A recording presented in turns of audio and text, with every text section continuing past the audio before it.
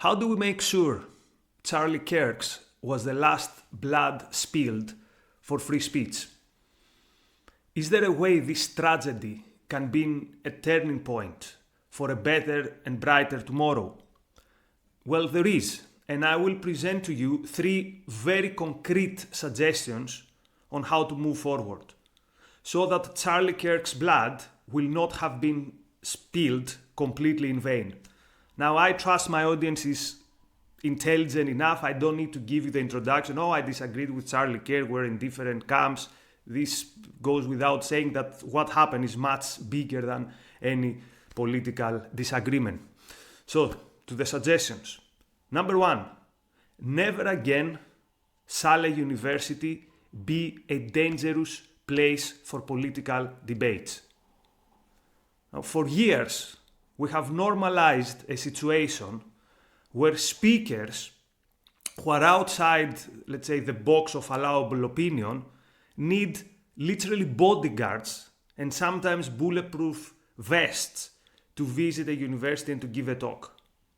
I actually know famous conservative speakers who needed a security detail of former Navy SEALs in order to just give a lecture.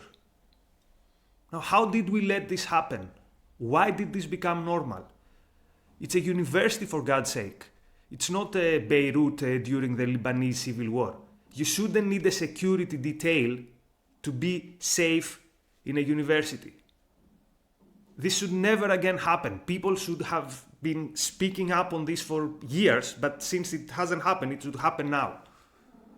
So next time there is any incident or even a threat of political violence in a university or of a violent disruption, then normal life as that university knew it should be over.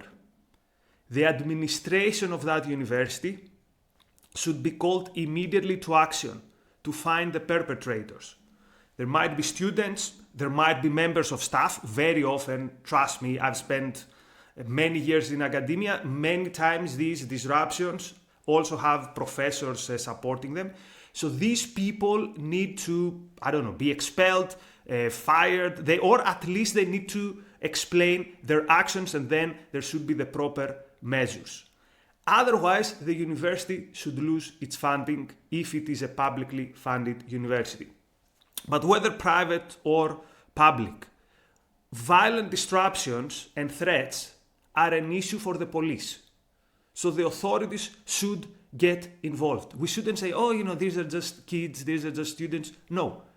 If there's out there an activist milieu that poses legitimate threats, then indeed, the police, the secret services, they should get involved. They should infiltrate them and they should bring them to justice. And this isn't even a radical proposal. This is literally the job of the state. This should be the job of the state and of the police, to protect you from dangerous and violent thugs. So peaceful people should never again need bodyguards to speak at a university. Or that university shouldn't be. Suggestion number 2.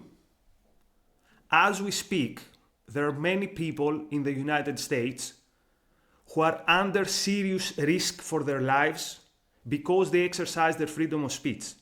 Why? Because some foreign power doesn't like what they say and they have put a target on them. I'm talking about people like Salman Rushdie, like Ayaan Hirsi Ali, John Bolton more recently, and more.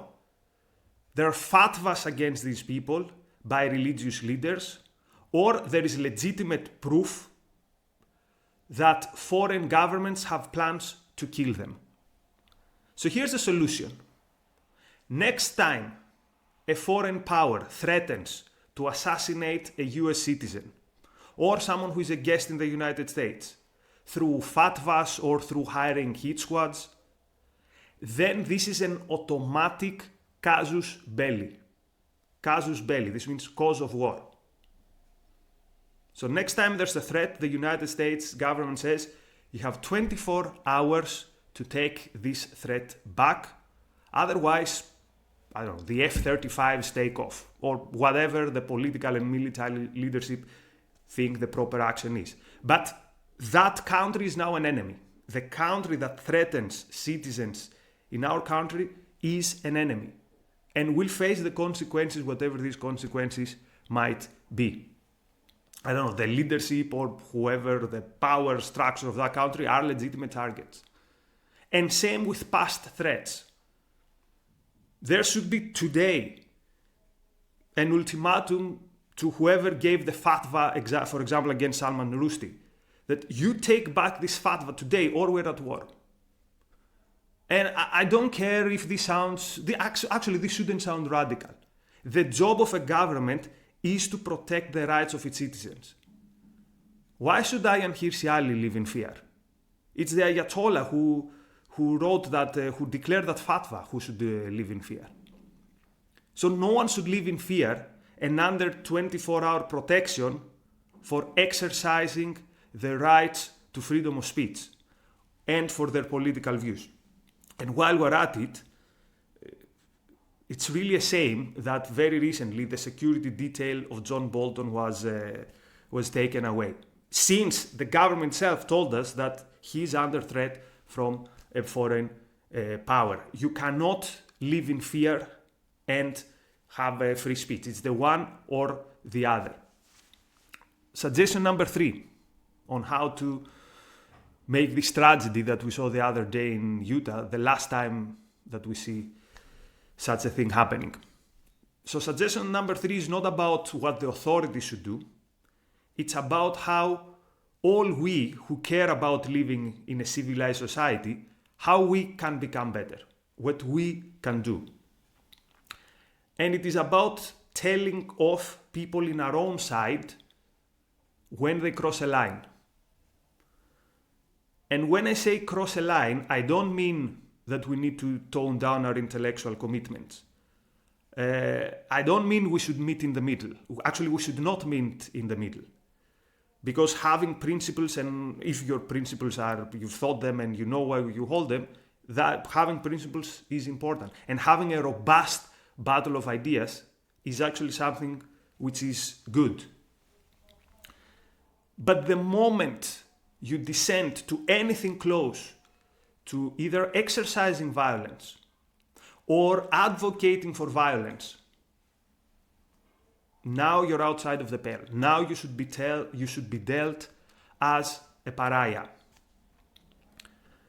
And because this hasn't happened for all these years, this is why we are where we are now. Remember some years ago how it was the fashion in the UK to throw milkshakes at Nigel Farage? Remember how many respectable commentators, they found it cute, they found it funny.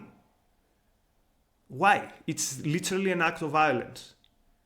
Maybe next time it's not a milkshake, maybe it's acid, something worse. But even the milkshake, that's literally an act of violence. So anyone who found that cute, they should be called off mercilessly.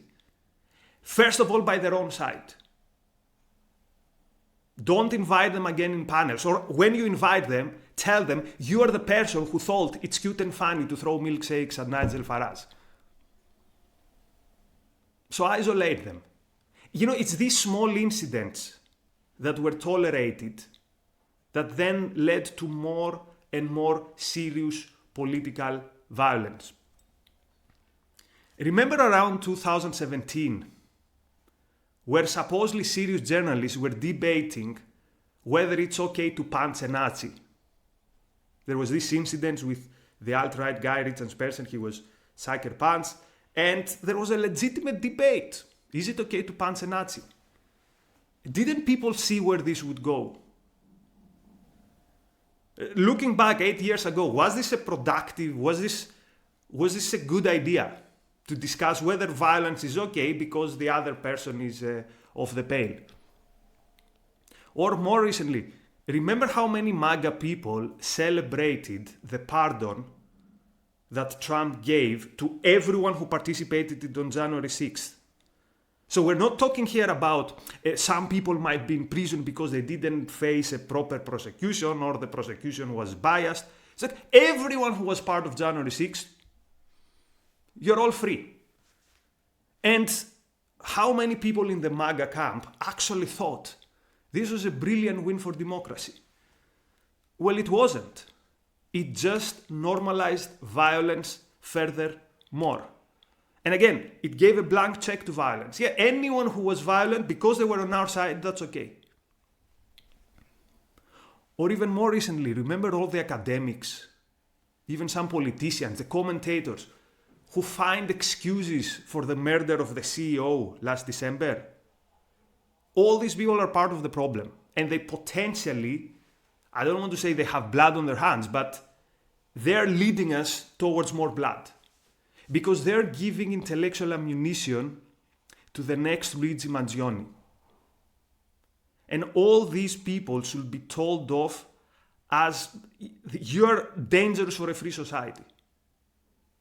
And we should be actually stricter and more demanding with the ones in our side, on our political movement. In whichever political movement you are, if you watch this, I assume that you're not a tribalist, you are interested in having a principled discussion. So we should put our integrity above any tribal affiliation. And actually we should be proud. We should be proud of it. And I'll end with this. The murder of Charlie Kirk did not come out of nowhere. It is the result of many years of shrugging off lesser incidents of political violence, of normalizing threats, of looking the other way. People who feed the crocodile of political violence, hoping it will eat them last. But of course, this is a recipe for disaster. Because a free society and violence are incompatible.